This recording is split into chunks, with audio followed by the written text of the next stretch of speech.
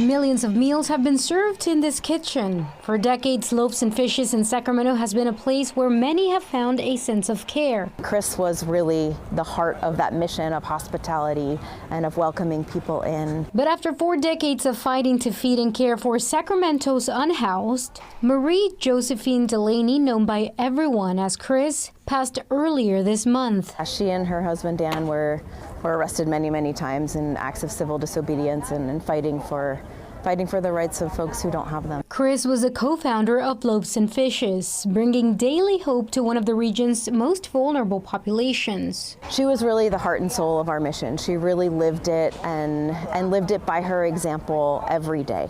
And we will greatly miss that presence here, but we'll do the best that we can to stay inspired by her example and to keep serving as long as there's a need. Serving over 7 million meals herself, Chris's legacy will be remembered as one of the first stones to building a foundation of compassion. What she built is still here, and as long as there is a need in Sacramento, as long as there are folks who are experiencing homelessness and who are hungry, we will be here to do what we can to serve them and to meet that need, and that is, she would have wanted nothing else. A memorial service is going to be held on Thursday at St. Francis Church in Midtown Sacramento to remember Chris and the work that she did for one of Sacramento's most vulnerable populations.